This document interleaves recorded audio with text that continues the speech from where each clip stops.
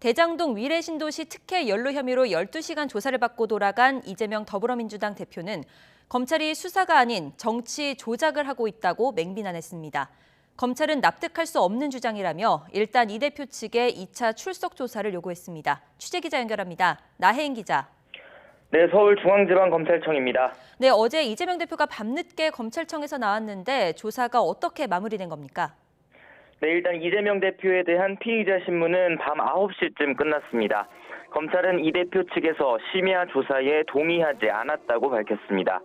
이어 이 대표는 신문 내용이 적힌 조서를 열람한 뒤 밤 10시 반쯤 청사를 나와 곧장 귀가했습니다.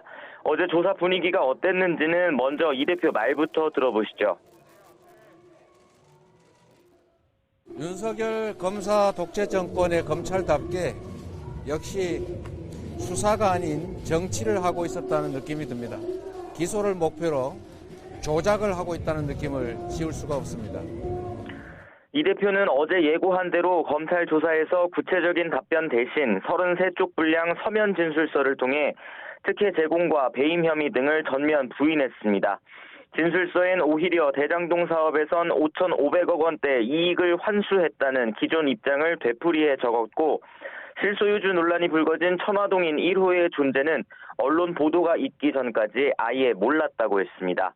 하지만 검찰은 서면 진술서엔 당사자의 주장만 있지 정작 확인할 내용은 들어있지 않다며 100쪽 넘게 준비한 질문지를 바탕으로 신문을 이어간 것으로 전해졌습니다. 네, 검찰은 일단 추가 조사가 필요하다는 입장이죠. 네, 검찰은 어제 조사가 끝날 무렵 이 대표 측에 2차 출석 조사를 요구했습니다. 구체적인 날짜는 밝히지 않았는데 처음 소환 통보할 때처럼 여러 날짜를 구두로 제시한 것으로 전해졌습니다. 검찰은 대장동 개발이 오랜 기간 진행된 사업인 만큼 조사할 범위와 분량이 상당히 많다며 당시 최종 결재권자에 대한 보고와 승인 과정을 상세히 조사하는 건 수사기관의 의무라고 강조했습니다. 그런데도 이 대표가 지각 출석, 지연 출석을 해놓고 진술서로 가름하겠다며 빨리 끝내자는 식으로 나오는 건 받아들이기 어렵다고 덧붙였습니다. 위례 신도시 사업 역시 최대한 압축적으로 조사했지만 실질적인 조사는 이루어지지 않았고 진술서를 추가로 낸 만큼 그 내용에 대해서도 더 물어봐야 한다는 게 검찰의 입장입니다. 검찰 관계자는 또 기소를 위한 조작 수사라는 이 대표 말에 대장동 개발 당시 특혜가 있었다는 건 논란의 여지가 없다고 일축했습니다.